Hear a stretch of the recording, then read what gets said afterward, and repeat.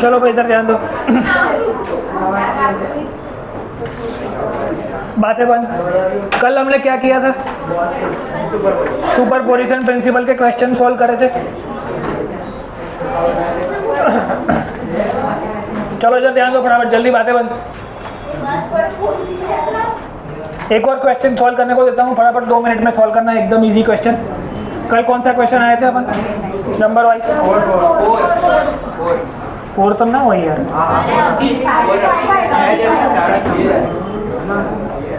Same question. Right now we have a triangle, equilateral triangle. We have 3 masses m1, m2 and m3. Then find out the F net on any of the particle. इन तीनों में से किसी भी particle पे F net find करो, जैसे कल square में किया था। एकदम इजी, 2 मिनट में आंसर आ जाना चाहिए।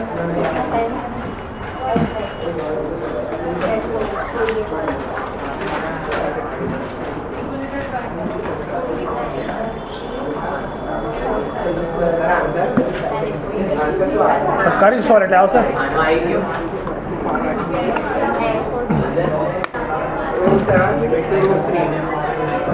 ખબર નહીં, જોઈએ એટલે ખબર પડે। પહેલા મારો ધર્મ મેં પાડી લઉં, પછી તારું કર્યા। અહીં ધ્યાન આપો, इधर ध्यान दो। 3 masses, equilateral triangle, all the angles will be 60 degree. कोई डाउट किसी को इसमें? Suppose I am considering this particle, तो ये उसके ऊपर कौन सा फोर्स लगाएगा? ऐसा फोर्स लगाएगा। ये उसके ऊपर वापस ऐसा फोर्स लगाएगा। एक फोर्स F, दूसरा भी F, because everything is symmetric, तो F दे के छोड़ दो। अब यहाँ पे एंगल 60 है, दोनों वेक्टर के बीच का एंगल 60 है। समझ में आ रहा है? तो we have to find resultant vector this. ये आपका आंसर है।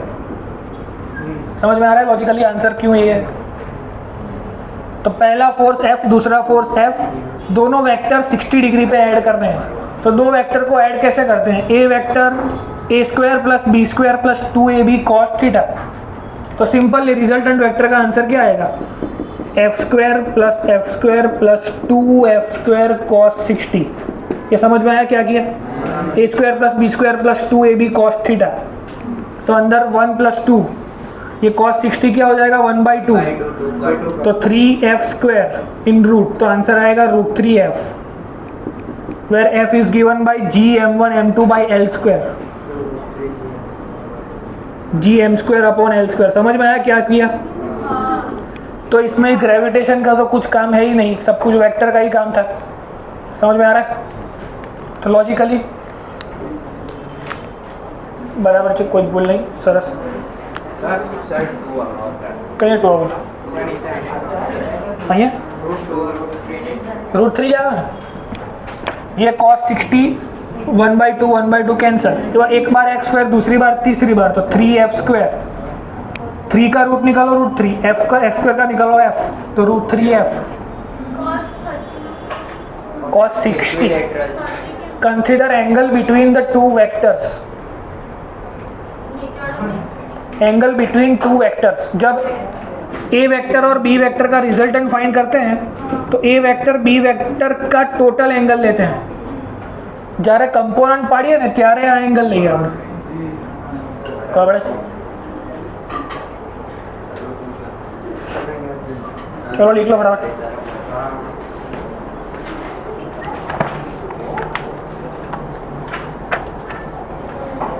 बोर्ड्स के हिसाब से आपको पूरी पैटर्न लिखनी है, पूरा लिखना है, तो सिर्फ सिंपल सॉल्यूशन।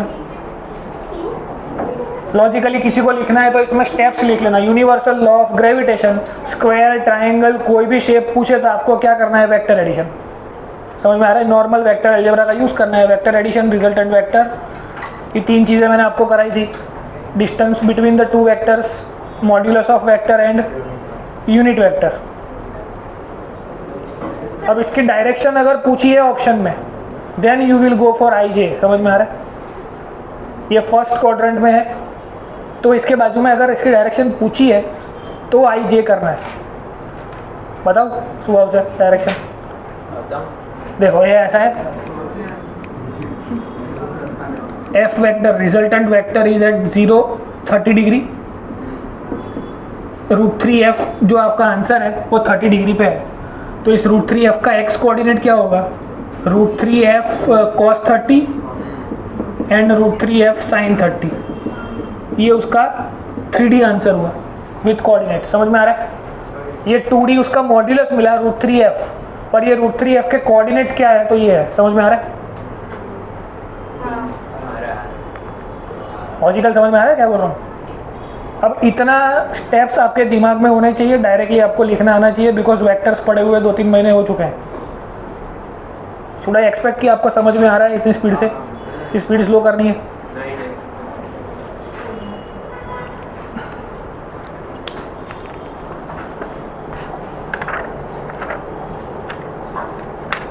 तो यूनिवर्सल लॉ ऑफ ग्रेविटेशन के लिए जितना भी कंटेंट हो सकता है उतना सब हमारा हो चुका है। वेरिएबल फोर्स खाली बाकी है, वो नेक्स्ट क्लास में देख लेंगे, नहीं तो फिर थियरी आगे नहीं बढ़ेगी। हेडिंग लगाओ यूनिवर्सल कांस्टेंट ऑफ ग्रेविटेशन। अच्छा लखी लो।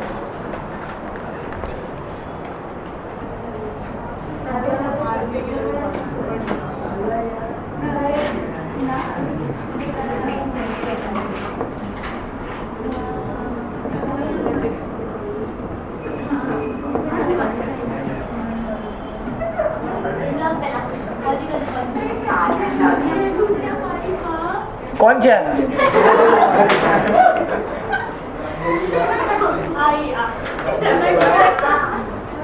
નું નામ બોલી રહ્યું રાજવી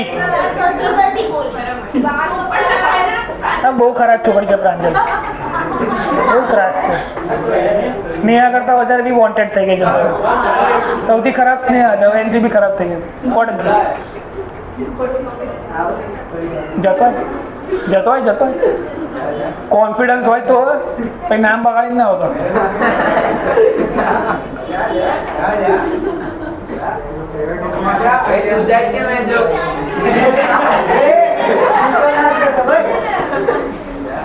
bro code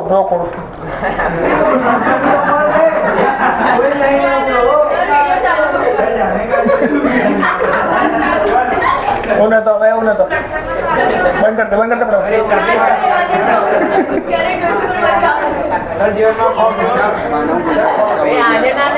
Would you like to go out for a coffee with me? Simple, एकदम सिंपल। तुम मेनू बोलो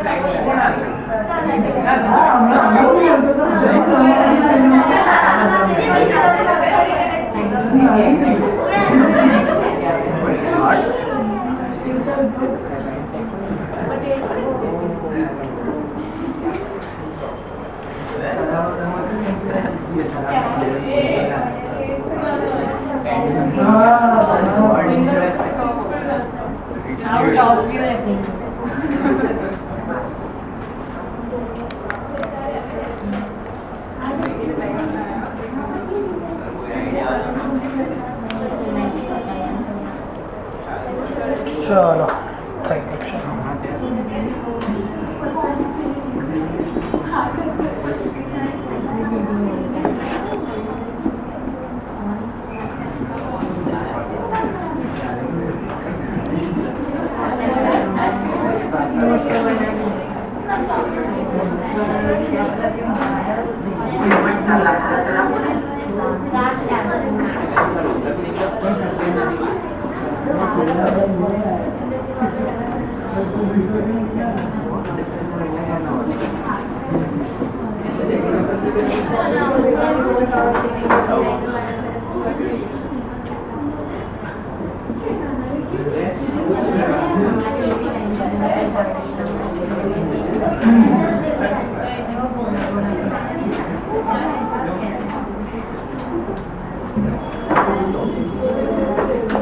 चलो इधर ध्यान दो।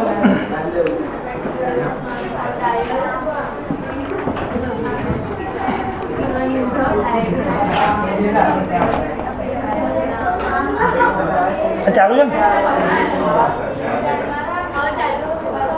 चलो इधर ध्यान दो। अब सिचुएशन ऐसी है, स्प्रिंग फोर्स कभी जीवन में पड़ा हुआ है?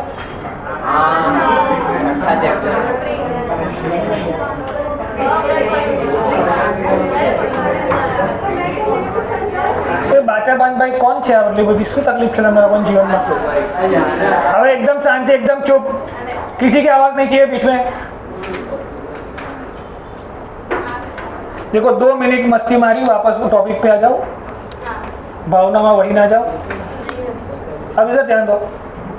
Logically if there is a spring with spring constant k, this is right now at the natural length. Natural length मतलब कोई कंप्रेशन नहीं है, कोई टेंशन नहीं है। तो इस पर्टिकुलर केस में x इक्वल टू 0 बोल सकते हैं, नेचुरल लेंथ मतलब। अब suppose we compress this spring और इसको यहाँ तक ले जाओ तो स्प्रिंग कंप्रेस हो जाएगी। फिर जैसे ही उसको छोड़ोगे तो वापस वो अपनी जगह पे आ जाएगी। तो आपने हाथ से फोर्स लगाया कुछ F उसको कंप्रेस करने के लिए, फिर जैसे ही उसको छोड़ दिया तो स्प्रिंग ने वापस फोर्स लगाया अपनी नेचुरल लेंथ को वापस अटेन करने के लिए। हम सीख रहे थे कि भाई टेंशन फोर्स जो होता है वो स्ट्रिंग में कैसे लगता है, ऐसे। बिकॉज स्ट्रिंग हमने पढ़ी हुई है मासलेस एंड इनएक्सटेंसिबल, तो वो ऐसे ट्राई करेगी कि वो स्ट्रिंग को टूटने ना दे। Similarly spring force will always work such that it will try to attain its natural length. मतलब इसको दबाओगे तो बाहर निकल जाएगा, इसको एक्सटेंड करोगे तो स्प्रिंग फोर्स अंदर की साइड लगेगा। समझ में आ रहा है? तो जिस डायरेक्शन में मैंने फोर्स लगाया है उसकी ऑपोजिट डायरेक्शन में स्प्रिंग फोर्स लगेगा, जिसका नाम था Hooke's law. F is equal to minus kx, where minus represents opposite direction of your applied force. Suppose applied force ये है, applied force कुछ भी हो सकता है, हाथ से अप्लाई किया, लात मार के अप्लाई किया, कुछ भी किया, तो कुछ भी आपने किया, अप्लाई किया फोर्स, स्प्रिंग अंदर दबी और अंदर माइनस kx फोर्स बना जो स्प्रिंग को वापस अपनी नेचुरल लेंथ में लाएगा। इसको हुक्स लॉ भी बोलते हैं, where k is the spring constant and x is the compression which we have given to it। ये लॉजिकली सबको क्लियर है स्प्रिंग फोर्स? तो k किस पे डिपेंड करता है? स्प्रिंग के मटेरियल पे। समझ में आ रहा है? फिर एक चीज होती है टॉर्क। सबको याद है टॉर्क? 7th चैप्टर में हमने सीखा होगा। और जिन लोगों ने, कोई बात नहीं, समझाता हूँ क्या करना है। मेरिडियन में चल चुका है, शैनन का शायद बाकी है। टॉर्क कैसा होता है? Force applied at some length which is known as torque. अब क्या होगा? Suppose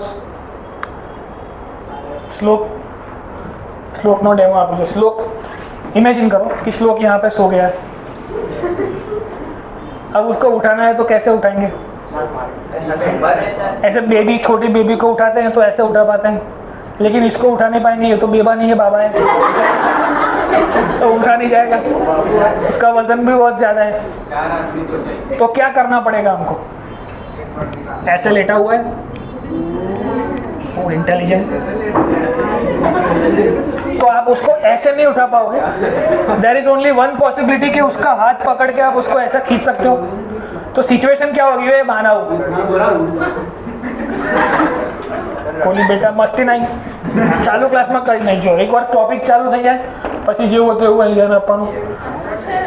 by the time I am on stage I am your teacher, नीचे उतर जाओ પછી બાય બસ सूचे ना કરીશ। આ પેલો કોમર્સ વાળો છોકરો છે જે શ્લોકને ઊંચા કરાવે तो श्लोक नीचे सो रहा है, तो उसको उठाने के लिए हम उसका हाथ पकड़ के उसको खींचेंगे तो क्या होगा? सेम टाइम पे उसके जो पैर होंगे वो नीचे फोर्स लगाएंगे और हाथ ऐसे ऊपर फोर्स लगाएगा। लॉजिकली और अच्छा एक्सप्लेनेशन समझ में ना है? किसी भी चीज़ का ढक्कन खोलना है, किसी भी चीज़ का ढक्कन खोलना है तो हम क्या करते हैं, ऐसे। नहीं, कोई ऑप्शन नहीं है, मारू रात चले जाए उनका यूज करो पड़ेगा। जो इसको ऐसे खोलोगे आप, तो इसमें क्या हुआ, कपल फोर्स। एक फोर्स अंगूठे ने इस तरफ फोर्स लगाया, उंगलियों ने उस तरफ फोर्स लगाया, दैट्स वाई वो रोटेट हुआ। समझ में आ रहा है? तो couple force is known as torque. Couple force कैसे लगा, ये उसका मान लो ये उसका टॉप व्यू है, आप यहाँ से अगर देख रहे हो तो आपको एक सर्कल दिखेगा। अब मैंने क्या किया, अंगूठे ने इस तरफ फोर्स लगाया, उंगलियों ने इस तरफ फोर्स लगाया, from the centre at some distance. Point of application ये है, समझ में आ रहा है? पॉइंट ऑफ एप्लीकेशन चेंज करने से वो रोटेट हुआ। Couple force opposite, equal force applied to opposite direction. असल में इसका एफ नेट 0 होता है, नेट फोर्स 0 है, लेकिन फिर भी मोशन हुआ, फिर भी ये खुल गया। समझ में आ रहा है? That is called torque. Force which is applied for the rotation of the body is known as torque। जैसे कोई बड़ा पत्थर का एग्जांपल लेते हैं कि अपने हाथ से धक्का मारो तो नहीं जाएगा, लेकिन एक डंडी लकड़ी से उसको ऐसे करोगे तो वो हिल जाएगा। समझ में आ रहा है? तो टॉर्क ऐसे, एक बड़ा पत्थर है, हाथ से फोर्स लगाओगे कुछ नहीं होगा, तो एक लकड़ी यहाँ फंसाओ, यहाँ से नीचे फोर्स लगाओ तो यहाँ से ऊपर फोर्स लगेगा। Equal force in the opposite direction, this is known as couple force. यहाँ से दिख रहा है कपल में बहुत पावर होता है। एक और लॉजिक है इसके पीछे, कि दरवाजे का हैंडल यहाँ पे लगा हुआ है और हिंज वहाँ पे लगी हुई है। तो सपोज हैंडल में यहाँ पे नहीं लगा के यहाँ लगा दूँ तो मेहनत बहुत पड़ेगी, इसको खींचने में बहुत ज़्यादा तकलीफ पड़ेगी। समझ में आ रहा है? तो देयर इज़ अ कंसेप्ट कि डिस्टेंस पे फोर्स लगाओ, जितने डिस्टेंस पे फोर्स लगाऊंगा उतने कम मेहनत से ये खुल जाएगा। समझ में आ रहा है? तो force associated with the rotation of the body is known as torque. यहाँ पे क्या हो रहा है, यहाँ से अपने हाथ से मैं यहाँ फोर्स लगा रहा हूँ और by default this hinges are design to apply force in the opposite direction. यहाँ से जितना फोर्स लगाया उतना बाय डिफॉल्ट इस हिंजेस ने उस तरफ लगा दिया। तो इमेजिन कर पा रहे हो, couple force, two force which have direction opposite to each other but the value is same is known as couple force and उसका ही नाम क्या है, torque. by virtue of which force ऐसे लगा, by virtue of which the body will try to move circularly या rotationally। समझ में आ रहा है कि जैसे फोर्स का काम है लीनियर मोशन कराना, वैसे किसी चीज़ को रोटेट कराना है, वो किसका काम है, टॉर्क का। समझ में आ रहा है? Torque is nothing but the force but applied on some length, कि किसी लेंथ पे लगाया हुआ force which is known as torque. समझ में आ रहा है? तो इस थियोरी को समझने के लिए हमको दो चीज़ें समझ में आनी चाहिए, एक तो हुक्स लॉ और एक टॉर्क। तो ये सबको याद है ये सब चीज़ें, जिसको नहीं याद है उसको समझ में आ गया टॉर्क क्या काम करता है और हुक्स लॉ क्या काम करता है। अब क्या होगा, ग्रेविटेशनल कांस्टेंट जो था, यो शायद न्यूटन ने जो थियोरी दी वो 1600s में दी। उसको आइडिया लग गया कि there is a major difference between theoretical value and practical value, लेकिन वो निकाल नहीं पाया उस जी की वैल्यू। तो न्यूटन के 100 साल बाद आई थिंक 1728 में कोई हेनरी कैवेंडिश करके एक आया, उसने अपनी लेट एज में, मतलब 50-60 साल के आसपास की एज में, उसने एक एक्सपेरिमेंट डिज़ाइन किया to find the value of G. उसने एक्सपेरिमेंट करके जी की वैल्यू निकाली, उसकी वैल्यू आई थी 6.75 into 10⁻⁻11 newton metre square upon kilogram square, which is very near to the original value. Original value है 6.67। तो उसने अपने गार्डन में ये एक्सपेरिमेंट किया। एक्सपेरिमेंट में उसने सिंपल क्या किया, जैसे अरेंजमेंट आप देख पा रहे हो, एक रिजिड सरफेस, वहाँ से एक वायर लगाया, वायर जो टोरोइजनल वायर, टोरोइजनल मतलब जो ट्विस्ट हो सके ऐसा वायर, मेटालिक वायर जो ट्विस्ट हो सके ऐसा। अब ये पेन है, इसको मैं यहाँ से कितना भी फोर्स लगाऊँ ये ट्विस्ट नहीं होगी, ये टूट जाएगी लेकिन ट्विस्ट नहीं होगी। लेकिन मेटल कैसा होता है, डक्टाइल होता है, तो उसको घुमाएंगे तो वायर थोड़ा घूमेगा। समझ में आ रहा है? तो टोरोइजनल में थोड़ा ट्विस्ट हो पाएगा। तो यहाँ सिचुएशन क्या हुई, एक वायर लिया जो टोरोइजनल है, जिसका कांस्टेंट टी है। जैसे स्प्रिंग लेते हैं तो स्प्रिंग का कांस्टेंट क्या होता है, के। वैसे ये कोई मेटल का वायर है जिसका टोरोइजनल कांस्टेंट टी है, मतलब इसका जो घुमाव है वो इस टी कांस्टेंट पे डिपेंड करता है। समझ में आ रहा है? फिर उसने उसके नीचे एक एल लेंथ का सपोर्ट लगाया, जिसके दो एंड पे एम मास लगाए लीड के। अब इस m मास के थोड़ा सा डिस्टेंस पे उसने बड़े m कैपिटल M मास लगाया, वो भी लेड का ही था। अब अकॉर्डिंग टू ग्रेविटेशनल लॉ एक बड़ा मास छोटे मास को अपनी तरफ अट्रैक्ट करेगा। तो यहाँ पे अगर आप ध्यान से ऑब्जर्व करो तो इधर एक ग्रेविटेशनल फोर्स बना, इधर एक दूसरा ग्रेविटेशनल फोर्स बना। तो क्या ये टॉर्क जैसी चीज़ बनी? Equal and opposite direction of force which will create torque. समझ में आ रहा है? तो उसना इसका डेविएशन हुआ ऐसे, इतना वो ट्विस्ट हुआ। मान लो कि वो रोटेट हुआ है ऐसा, तो वो थीटा जितना ट्विस्ट हुआ। समझ में आ रहा है? अब जैसे ही वो ट्विस्ट हुआ, इस बड़े बॉल्स को हटा दो तो वो वापस अपनी जगह पे आएगा। तो वापस अपनी जगह पे आएगा, तो वापस अपनी जगह पे आने के लिए उसको क्या चाहिए? Restoring force. जैसे वो स्प्रिंग अपनी जगह पे वापस आई तो वो रिस्टोरिंग फोर्स लगा। सबसे पहले ये कौन सा फोर्स लगा? ग्रेविटेशनल फोर्स, जिसके इन्फ्लुएंस में वो दोनों छोटे पार्टिकल्स इसकी तरफ अट्रैक्ट होकर यहाँ तक आ गए। ये जो रेड कलर की डॉटेड लाइन है वहाँ पर ये पूरा सिस्टम ऐसे मूव कर गया, ऐसा मान लो। समझ में आ रहा है? ऊपर से आप देखोगे तो पहले ऐसी कंडीशन थी, थोड़ी देर बाद इसके आने की वजह से वो दोनों पार्टिकल्स इसके नज़दीक आ गए ऐसे। समझ में आ रहा है? फिर we will remove this to capital M masses. उसको रिमूव करेंगे तो वापस वो अपनी ओरिजिनल जगह पे आ जाएंगे ऐसे। तो वापस अपनी जगह पे आने के लिए उसको क्या चाहिए? जैसे हमने कभी कभी देखा है कि कोई चीज़ अगर हैंग करती है घर पे, उसको गोल घुमाओगे छोड़ दोगे तो वापस अपनी जगह पे आ जाएगा। तो एक तरीके का रिस्टोरिंग ही हुआ। तो वो रिस्टोरिंग फोर्स लगा। सबसे पहला कौन सा फोर्स लगा? वो मोशन कराने के लिए सबसे पहला कौन सा फोर्स लगा? तो कि भाई gravitational force, which can be obtained by Gm upon distance between them. मान लेते हैं इसको x का स्क्वायर। इधर बहुत सारे स्टूडेंट्स गलती करते हैं कि ये L ले लेते हैं। L डिस्टेंस लोगे तो इन दोनों का फोर्स मिलेगा ना। यहाँ पे कैपिटल M और स्मॉल m के बीच का फोर्स निकालना है। समझ में आ रहा है? तो this is the force by virtue of which the first दोनों का मोशन हुआ। समझ में आ रहा है? तो इस फोर्स की वजह से उसका मोशन हुआ और ये फोर्स दोनों तरफ लगा, कपल फोर्स। अब वी ऑल्सो नो दैट कि कपल फोर्स क्रिएट्स टॉर्क, कि कपल फोर्स क्रिएट्स टॉर्क। और यहाँ पे रिस्टोरिंग टॉर्क लगेगा। सबसे पहले टॉर्क का फॉर्मूला क्या होता है? Torque is equal to R vector cross F vector. मतलब लगाना फोर्स ही है पर किसी डिस्टेंस पे। जैसे ये पत्थर है तो उसको हटाने के लिए लगाना फोर्स ही है, पर पत्थर की जो पॉइंट ऑफ एप्लीकेशन है उससे थोड़ी डिस्टेंस पे। समझ में आ रहा है? तो एक डिस्टेंस पे लगा हुआ force by virtue of which the particle tends to rotate. समझ में आ रहा है? जो काम लीनियर मोशन में फोर्स करता है वो काम रोटेशनल मोशन में टॉर्क करता है। समझ में आ रहा है? किसी भी बॉडी का रोटेशनल मोशन कराने के लिए फोर्स लगता है, सॉरी लीनियर मोशन कराने के लिए फोर्स लगता है, और उसी बॉडी का अगर रोटेशनल मोशन कराना है तो उसके लिए टॉर्क लगता है। समझ में आ रहा है? जैसे कार की अगर आप मैन्युफैक्चरिंग के बाद जो उसकी जो क्या बोलते हैं स्पेसिफिकेशन देखोगे कार के और बाइक के, तो उसमें लिखा होगा कि 12 न्यूटन मीटर ऑफ टॉर्क, कि 12 न्यूटन मीटर का टॉर्क प्रोड्यूस करता है ये बाइक का इंजन। तो उसका मतलब वो बात की बात है, बाद में डिस्कस करेंगे, अभी कंफ्यूजन क्रिएट करेगा। अभी क्या करेंगे? कपल फोर्स लगा, force applied at some distance. यहाँ पे फोर्स अप्लाई हुआ ऐसे L डिस्टेंस पे। लॉजिकली समझ में आ रहा है?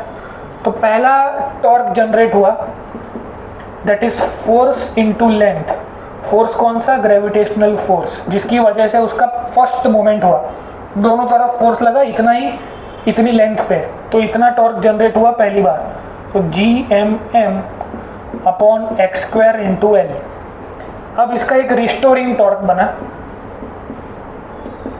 बिकॉज वी नो दैट कि स्प्रिंग को दबाओगे तो आप कोई फोर्स लगाओगे, लेकिन यहाँ पे रोटेशन हुआ है। तो रोटेशन किसने करवाया? ग्रेविटेशनल फोर्स ने। समझ में आ रहा है? जैसे ही बड़े पार्टिकल्स को हटा दिया वो अपनी जगह पे वापस आ गए, तो वो रिस्टोरिंग हुआ। रिस्टोरिंग कैसे मिलेगा? जैसे वहाँ पे हम करते थे kx, तो x was the motion of the spring, k was the constant. यहाँ पे इसका कॉन्स्टेंट है t और इसका मोशन हुआ है थीटा। तो ये उसका टॉर्क हुआ, रिस्टोरिंग टॉर्क। वापस अपनी जगह पे आने के लिए restoring torque is generated by, as if we compare to F is equal to kx, here restoring torque is t theta। Constant constant T x और थीटा।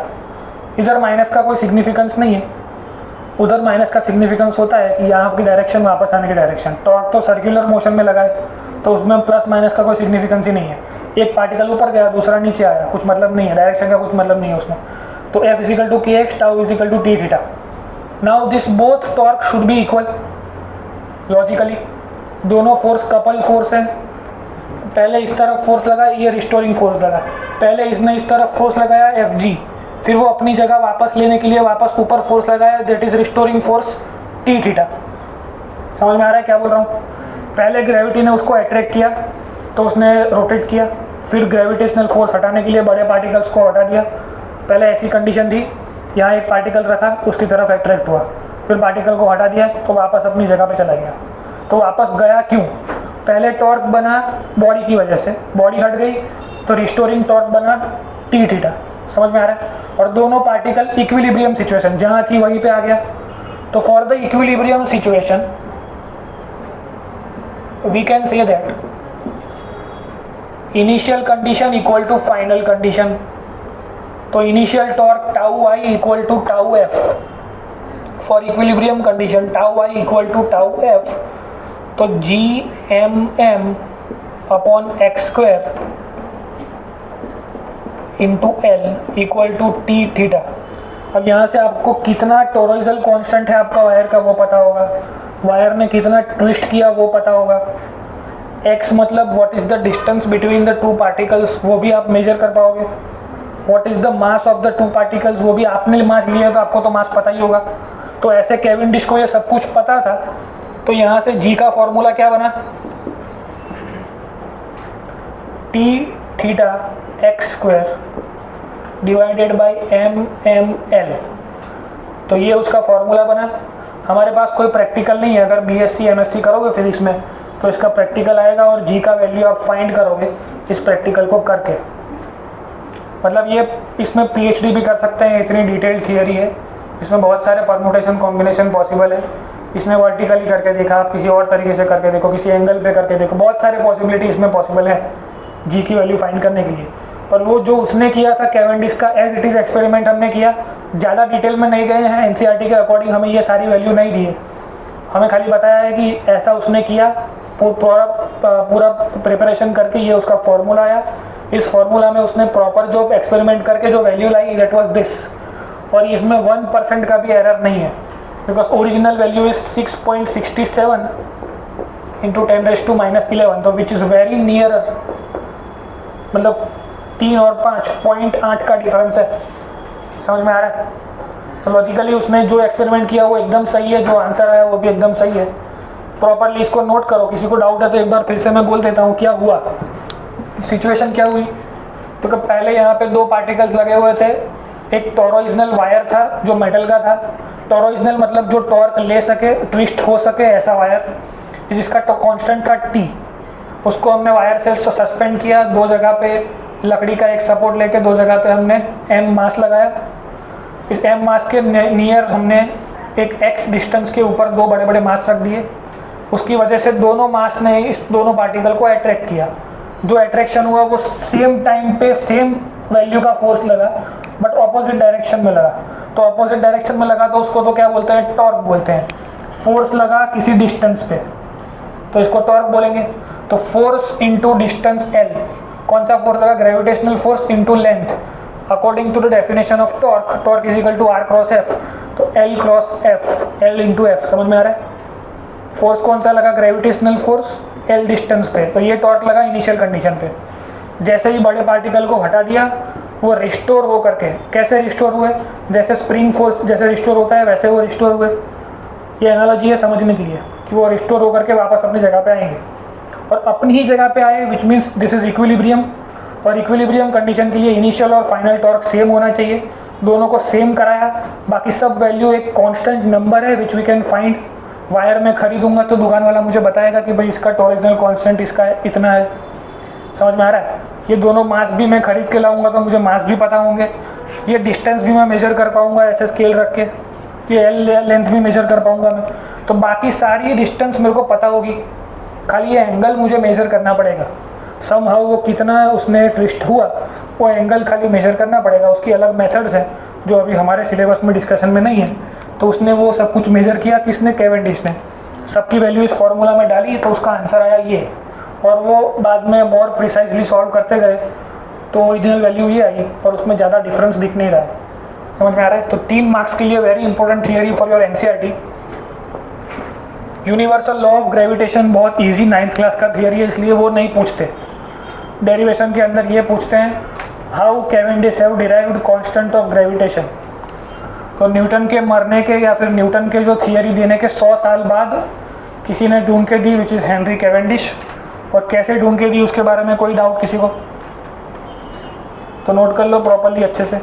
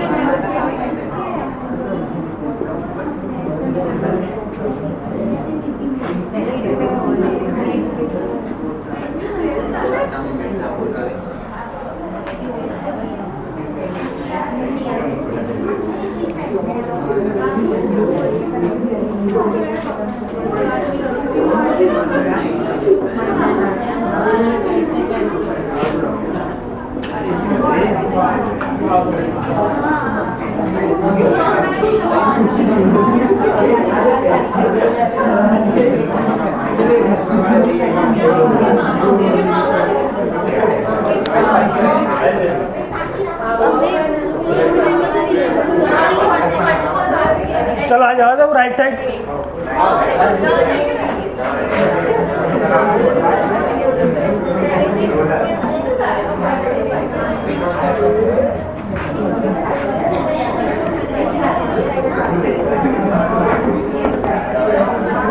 चलो भाई आवाज बंद करो, रिकॉर्डिंग ऑन करो। ऑन अच्छे वो बात करें। अरे बाप रे, कहीं नहीं। चलो इधर ध्यान दो। Second theory, acceleration due to gravity, और we can also say gravitational field of a body. अब इसमें क्या है, कंसिडर अ सिचुएशन, एक रेडियस ऑफ अर्थ है, मतलब अर्थ है, अर्थ के ऊपर अगर मैं इस पेन का फ्री फॉल कंसिडर करूँ, कंसिडर दिस सिचुएशन कि पेन एक फ्री फॉल कर रही है, पेन नीचे गिर रही है। अगर पेन को जैसे ही छोड़ देता हूँ, देयर इज़ नो, कोई सांप निकल के नहीं आया, कोई हाथ निकल के नहीं आया धरती में से, लेकिन फिर भी वो नीचे जा रही है। समझ में आ रहा है? तो किसी ने फोर्स लगाया नहीं है इसके ऊपर, लेकिन फिर भी वो नीचे जा रही है। तो हमको लॉजिकली पता है कि there is a force which is called as gravitational force which is attracting this particle. Earth का मास अगर मैं मान लेता हूँ mass of earth m(e) and radius of earth as r(e). अब कंसिडर करो रेडियस ऑफ अर्थ कहाँ से आएगी, अर्थ के सेंटर से यहाँ तक का डिस्टेंस को बोलते हैं radius of earth, which is I think 6400 kilometres. Mass of अर्थ आप अंदर बुक में देख के बताओ क्या है।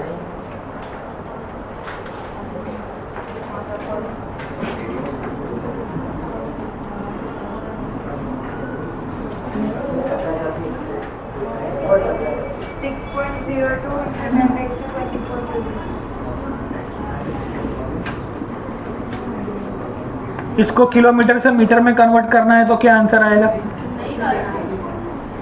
64 lakh kilometre metres, 64 lakh metre. अब नाउ ये सब ऐसा यूनिट में आ गया, किलोग्राम, मीटर। लॉजिकली सब कुछ हमारे सामने है।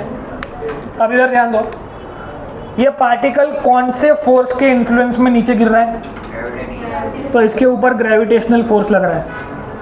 मैंने आपको चैप्टर नंबर 5 में सिखाया है कि any kind of motion can be explained और represented by Newton second law of motion. Newton second law of motion क्या होता है?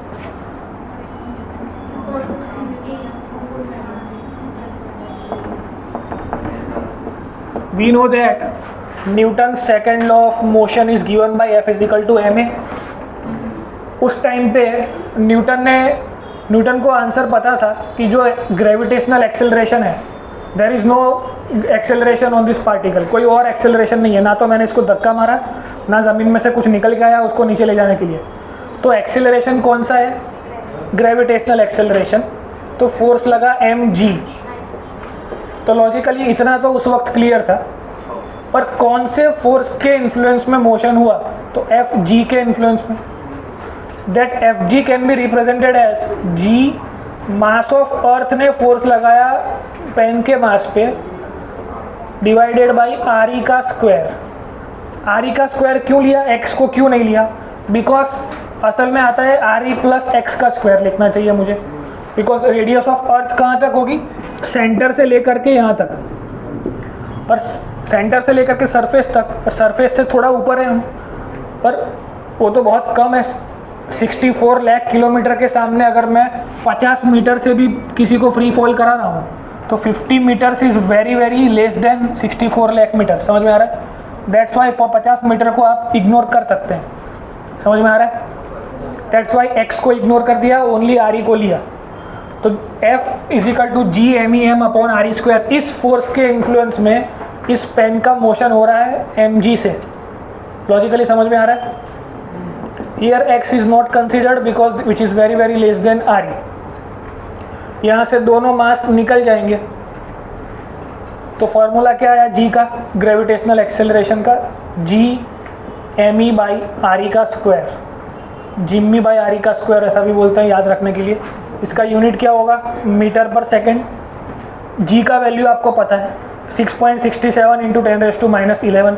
मास ऑफ अर्थ आपको पता है, रेडियस ऑफ अर्थ भी आपको पता है। सबकी वैल्यू इसमें पुट करोगे तो इसका आंसर आएगा 9.8 मीटर पर सेकेंड स्क्वायर। शानदार। तो अब क्या करना है? एक और फॉर्मूला इसका निकालना है। तो लॉजिकली सोचो, तो g equal to G M E M by R square upon M, ऐसा होगा। G M E M upon R E का स्क्वायर अपॉन एम। ये तो कौन है? Gravitational force. तो एक और फॉर्मूला बन गया, gravitational field is equal to F G upon M. तो इसे बोलते हैं gravitational field, field of a body. जैसे इलेक्ट्रिक चार्ज की इलेक्ट्रिक फील्ड होती है, वैसे किसी भी मास की वजह से एक ग्रेविटेशनल फील्ड होती है जो उसके आसपास होती है, उस फील्ड में ही वो फोर्स लगाता है। समझ में आ रहा है?